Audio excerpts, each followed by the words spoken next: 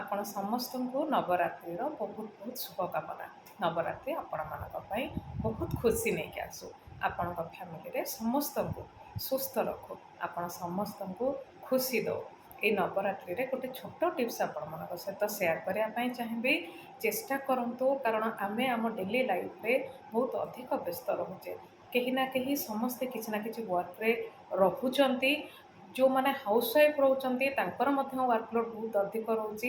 Maximum ଆମେମାନେ ସମସ୍ତେ କୌଣସି ନା କୌଣସି କାମରେ ଏନଗେଜ୍ ରହୁଛେ।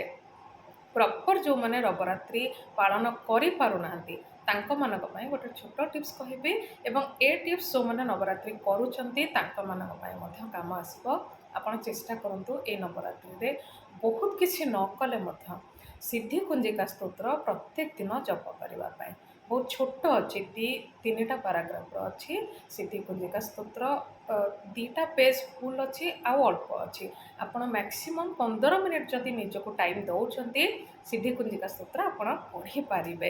ଏବଂ ଯଦି ଆପଣ ଅଧିକ କିଛି ନ କରିପାରୁଛନ୍ତି ଏଇ ନବରାତ୍ରିରେ 9 ଦିନ ଧରି ଆପଣ ସିଦ୍ଧି କୁଞ୍ଜିକା ସ୍ତୋତ୍ର ଜପ କରୁଛନ୍ତି ଏବଂ ଲାଷ୍ଟ ଯେଉଁଦିନ ଆମର ବିଜୟା ଦଶମୀ ରହୁଛି ସେଦିନ ଘରେ ହୋମ କରାଉଛନ୍ତି, ତେବେ ନବରାତ୍ରିର ସମ୍ପୂର୍ଣ୍ଣ ଯେଉଁ ଆମର ରହିଛି ଭାଇବ୍, ଯେଉଁଟା ଆମେ ପୂଜା କରୁ ନିଜର କିଛି ଡେଭଲପମେଣ୍ଟ ପାଇଁ, ନିଜ ଫ୍ୟାମିଲିର ଡେଭଲପମେଣ୍ଟ ପାଇଁ, ନିଶ୍ଚିତ ତା'ର ରେଜଲ୍ଟ ଆପଣ ପାଇବେ।